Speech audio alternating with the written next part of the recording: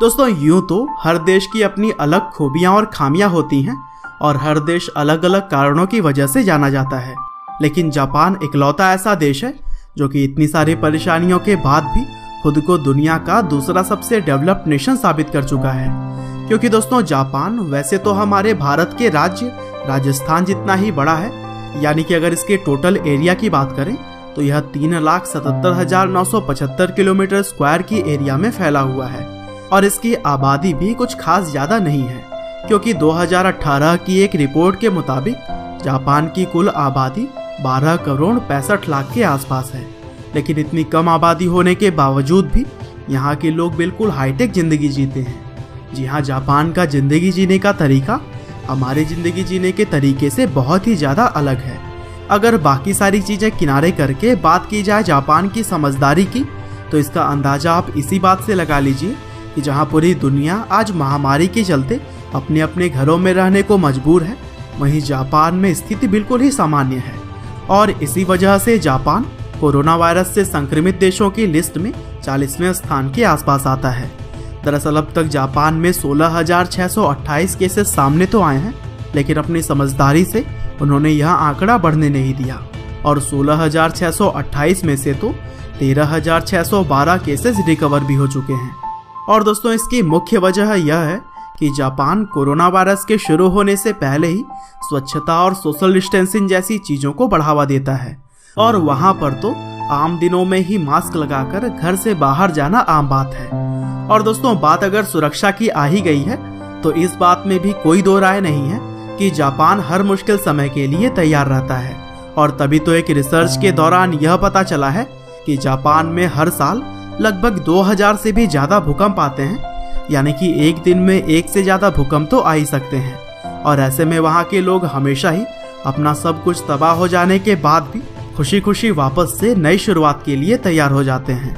और दोस्तों यही उनके इंटेलिजेंस का सबसे बड़ा एग्जाम्पल है, जहाँ वो अपनी मुसीबतों को अपनी ताकत बनाकर आगे बढ़ना जानते हैं। और दोस्तों हम भला वहाँ के एजुकेशन सिस्टम को कैसे भूल सकते हैं,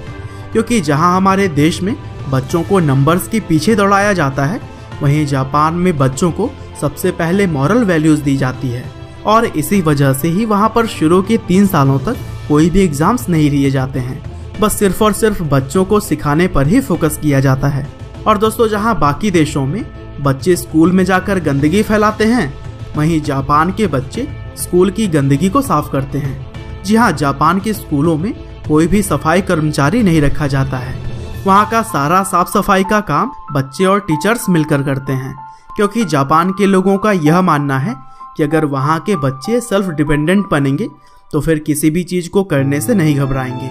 और दोस्तों सिर्फ स्कूल में ही नहीं बल्कि और बाकी जगहों पर भी आपको कोई भी गंदगी या फिर कूड़ा कबाड़ा देखने को नहीं मिलेगा, जिसकी सबसे बड़ी वजह यह है कि जापान के लोग वाकई में अपने स्कूल में सिखाई गई चीज़ों को अपनी ज़िंदगी में फॉलो करते हैं और कहीं पर भी गंदगी नहीं फैलाते, फिर चाहे वह लाखों की भीड़ से चलने वाली सड़कें हों या फिर सुनसान गलियाँ। और दोस्तों जापान में पोल्यूशंस कम होने का एक और बड़ा कारण यह है कि वहाँ के लोग अपनी झूठी शान और शौकत दिखाने के लिए महंगी महंगी गाड़ियों का इस्तेमाल नहीं करते, बल्कि वो लोग बड़ी सादगी के साथ साइकिल पर सफ़र करने के लिए निकल जाया करते हैं, जिससे ना तो वहाँ पर पोल्यूशन बढ़ता है और वहाँ के लोग हमेशा फिट भी रहते हैं। और इन्हीं सभी कारणों की वजह से ही जापान में ऐसे लोग बहुत ही कम दिखाई देते हैं जिनका तोंद बाहर आया हो। और दोस्तों जापान के अंदर रिलैक्सेशन के भी कई सारे तरीके हैं, इसमें कि ऑफिस के समय सोना एक बड़ा एग्जाम्पल है। यह दोस्तों आपने बिल्कुल सही सुना, ऑफिस में जाने के बाद आप जापान में सो भी सकते हैं और यह पूरी तरह से लीगल है। दरअसल ऑफिस में काम करने के दौरान अपने आप को रिफ्रेश करने के लिए जापान में लोग थोड़ी देर के लिए सो जाते हैं और इस प्रक्रिया को वहाँ पर एम्प्लॉयंस के नाम से जाना जाता है। और दोस्तों वहीं अगर हम बात करें जापान की टेक्नोलॉजी की, तो वहाँ के बुलेट ट्रेन्स के बारे में आप सभी ने तो सुना ही होगा, लेकिन क्या आपको पता है कि वहाँ की यूरेका मोम्स लाइन की ट्रेनें बिना ड्राइवर के ही ऑटोमेटिकली चलती हैं। और दोस्तों जापान में आमतौर पर तो ट्रेन बिल्कुल समय पर रहती है, लेकिन अगर किसी कारण की वजह से ट्रेन लेट भी हो जाती है तो फिर कुछ सेकेंड्स या फिर कुछ मिनट्स के लिए, ना कि भारत की तरह कई घंटों के लिए। और दोस्तों जापान में खुद भले ही जनसंख्या उतनी ज़्यादा न हो, लेकिन वहाँ पर रोबोट्स की कोई कमी नहीं है और इसीलिए तो वहाँ के लोग खुद तो कम काम करते हैं और रोबोट्स के जरिए ज़्यादा काम करवाते हैं। और यही वजह है कि जापान दुनिया भर के देशों से 10 कदम ना सिर्फ आगे सोचता है बल्कि उस पर चल कर भी दिखा रहा है। बाकी आपका जापान के बारे में क्या कहना है, अपनी राय हमें कमेंट बॉक्स में ज़रूर बताइएगा। और इसी तरह के वीडियोस को लगातार देखने के लिए लाइव हिंदी फैक्ट्स को सब्सक्राइब करें, साथ ही बेल आइकन को भी दबाना ना भूलें।